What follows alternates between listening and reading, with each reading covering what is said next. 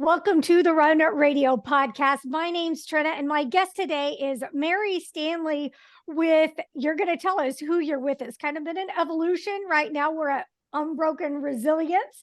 But tell us what this is and how you got there. Welcome. All right. So I started out with my own organization called Bright Beginnings, and it was all about helping families with special needs children, especially with autism and mental health issues around different symptoms of autism. Mm-hmm. And from there, we have expanded to working with military, first responders, law enforcement with post-war syndrome, especially the spouses and others like that, because a lot of people don't understand is that yes, that soldier goes away, but that family endures everything that soldier goes through, especially when they come home. Mm-hmm.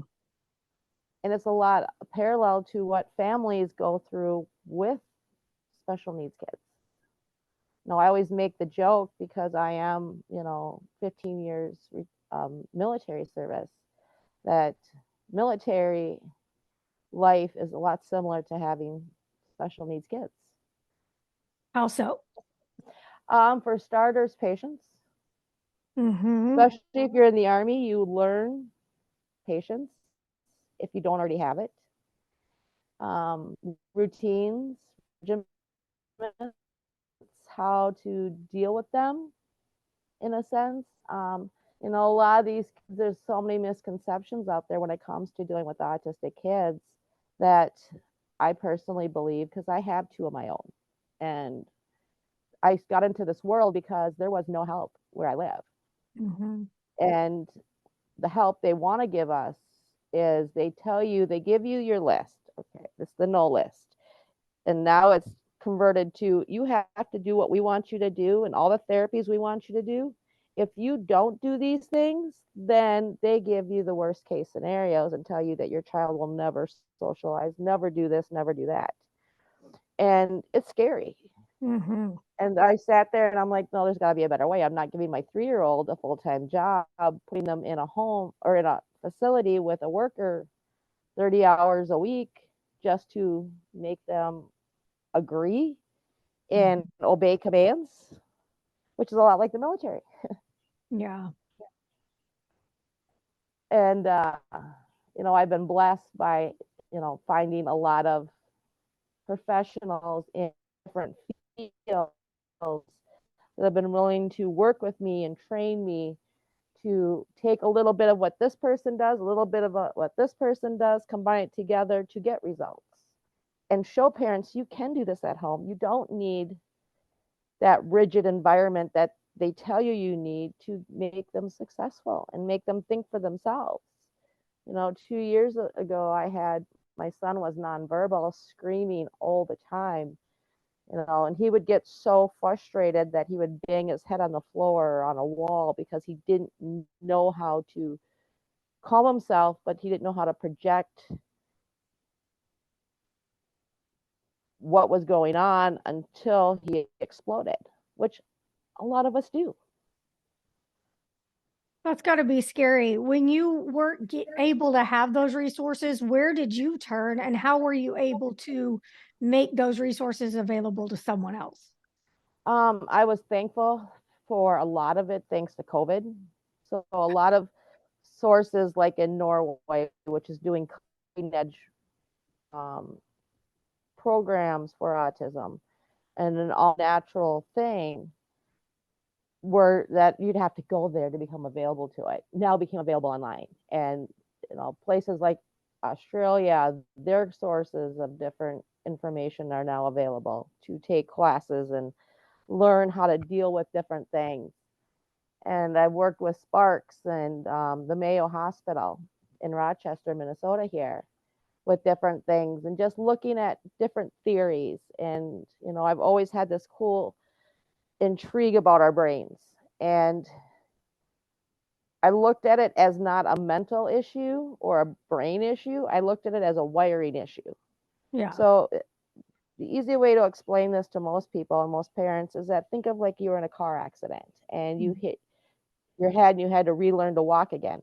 It's a lot like autism or any mental health issue when it comes to the signals being crossed in the brain. Once you learn how to rewire and reteach them a way that they understand it, Yeah. it opens up the world.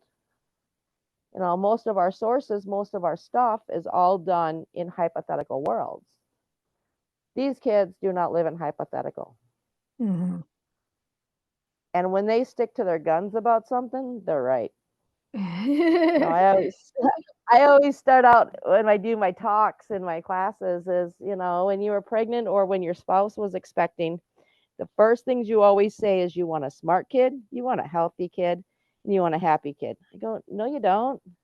In reality, you want a happy kid, a mediocre child, and a healthy child. Because when you have a smart kid, which is usually what intertwines with autism, you have to figure out things to keep them entertained from getting bored, because when they get bored, their mind works and causes chaos, destruction, and science experiments. So your house What is never clean. once you started getting the proper resources, what kind of positive changes did you start seeing in your kids? He talked. Wow. You know, he went from, and the cool part is he's been talking for 2 years in the schools, because we do online schooling, we don't do brick and mortar.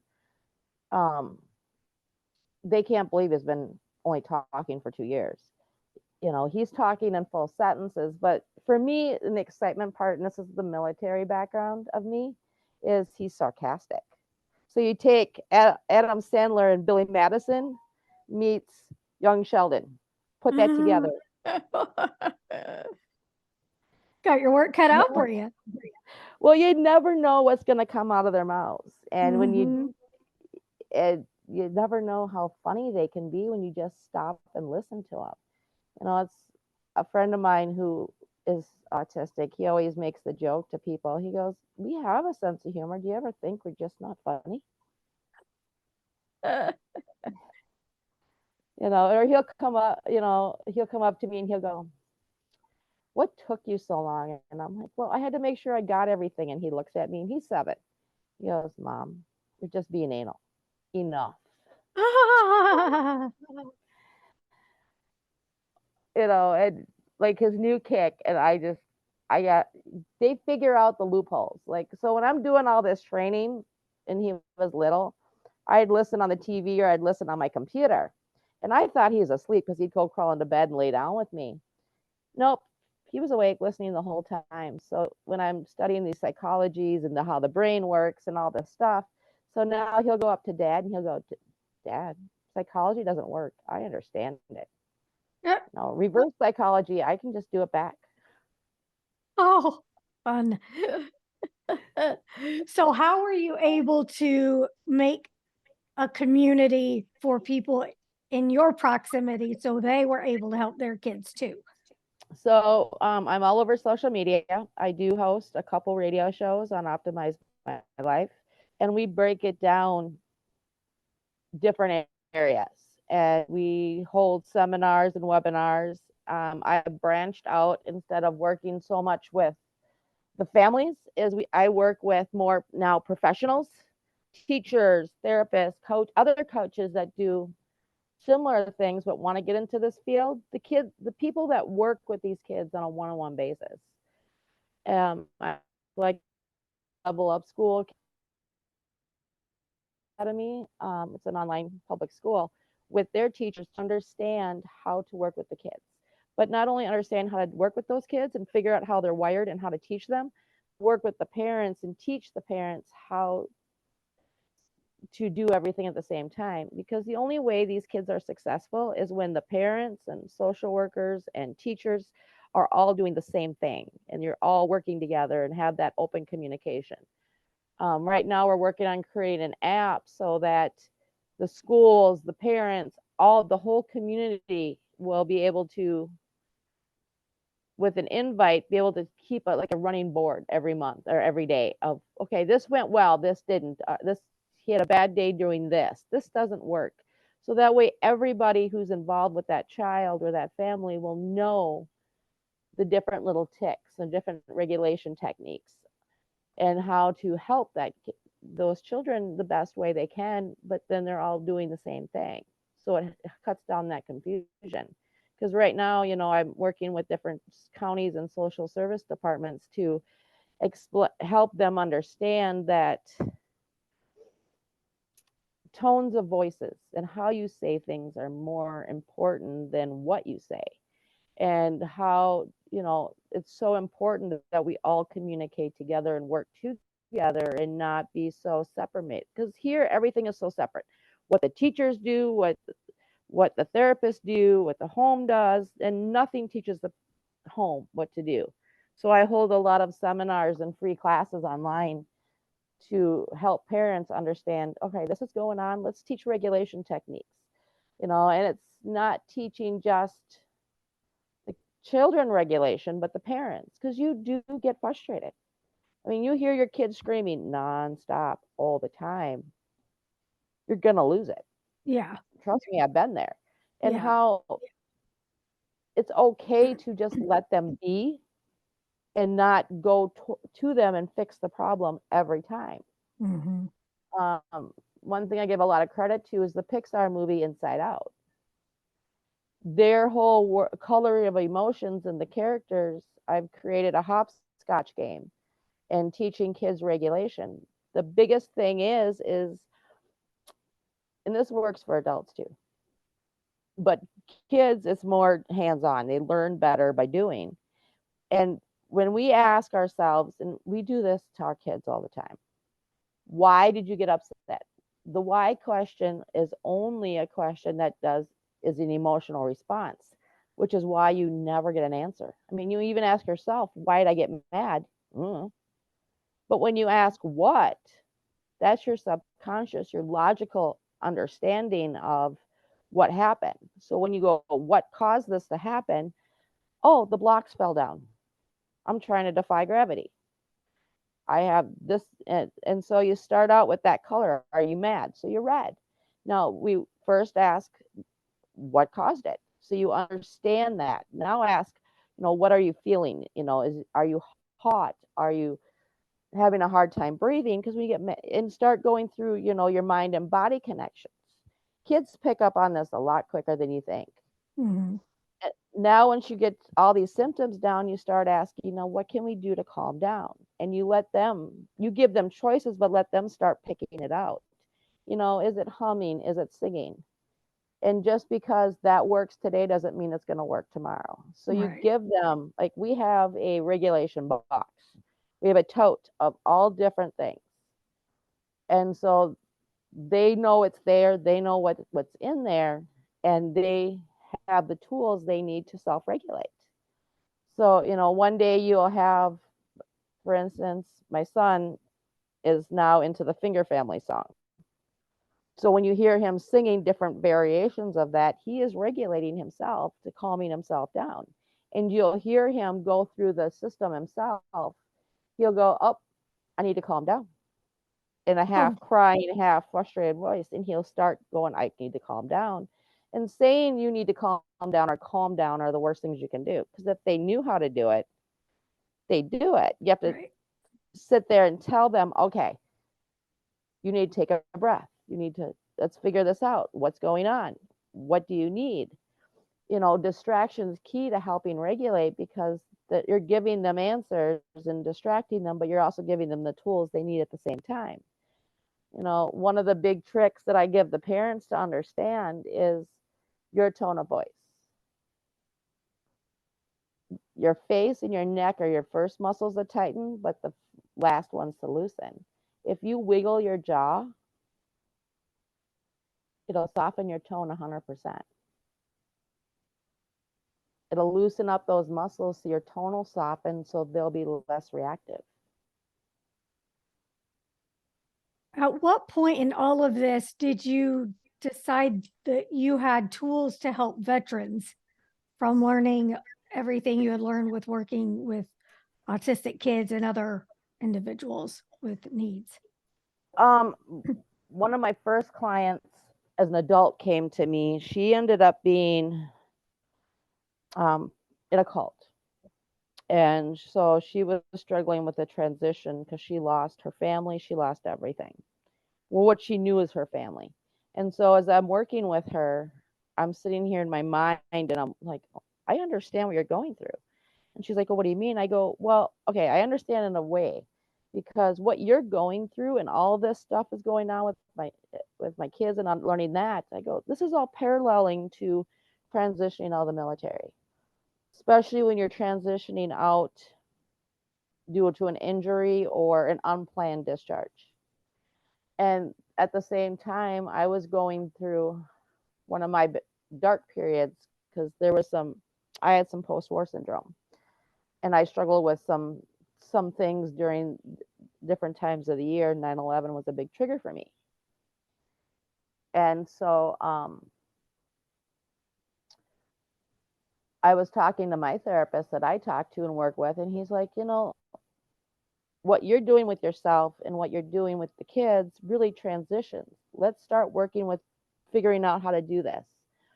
And about a year ago, a friend of mine asked me to be part of an organization called the Battle Within.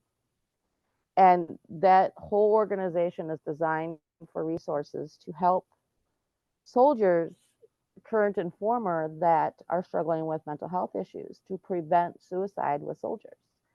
And on average, 23 a day or 2,300 a year commit suicide every day.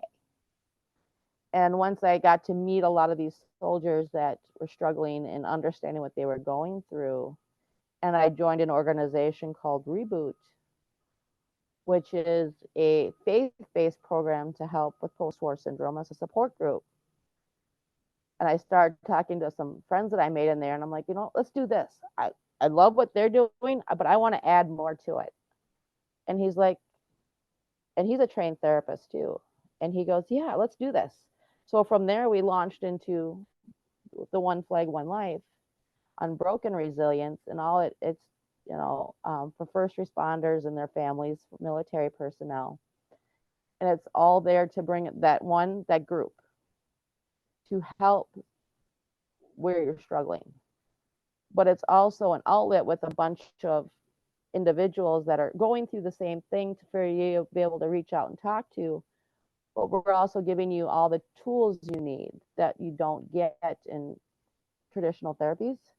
We're breaking things down from the beginning to understanding why you have trauma. The average soldier joins the military due to running away from circumstances that they have prior to that growing up. So you take a lot of trauma problems, you bring it in with you, you see more trauma, it just compounds the issue. And so what we've done is created different avenues for you to be able to reach out for help with no judgment, but then we're also been there, done that. We understand what you're going through. So we kind of reprogram you from the programming that's already been done due to military service. We talk in a way that you understand.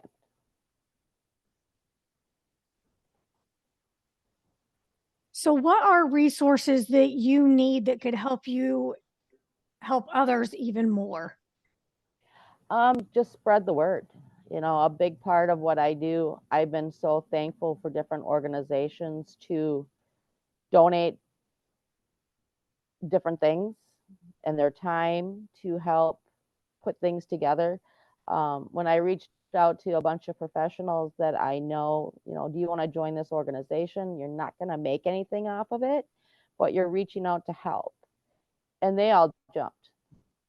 So, right now we're looking for some sponsorships to help with grants, because we're looking at creating not only, a virtual world, but we're looking at creating an actual brick and mortar areas, and for one, homeless veterans, but two, it'll be like a community so that they can live there, but then there'll be resources there to help them at the same time.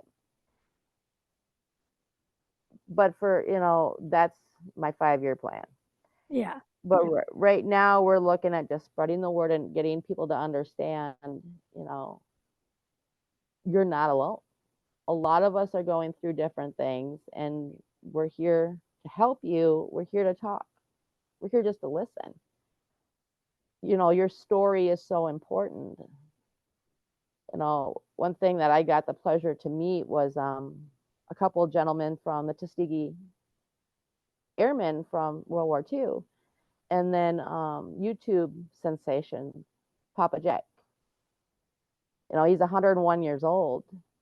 He served in the Battle of the Bulge, and the man, every time I talk to him on the phone, he blows my mind, because I have a hard time remembering what I did yesterday.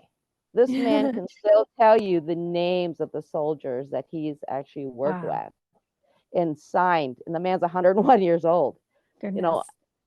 My goal is to get all these soldiers to get their stories recorded, especially that World War II generation, so that we have that living testament. Because in a few more years, they're not going to be here. Right. And then we're going to have a whole generation of kids that don't know. Mm-hmm. I mean, we're still not teaching 9/11 in our schools. So, there's so many parts of our history we're not teaching them, and lives that have done so much to help where we are today that we're just ignoring it. So if people need your help or want to help you get the word out, how can they get in touch with you? The easiest ways is either email me at oneflagonelife@gmail.com or give me a call. My phone number is 507-338-3725. All right. Thank you so much. Are there any social media pages that you want to make sure that people are aware of too? I'm on TikTok, Instagram, and Facebook. Look for my name.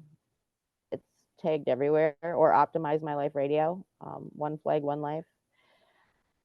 I don't spend as much time on them as I need to. Yeah. I'm working on that one. All right. Thank you for what you're doing. I appreciate you sharing. Oh, it's my passion. It's what I do. Thank you so much. Thank you.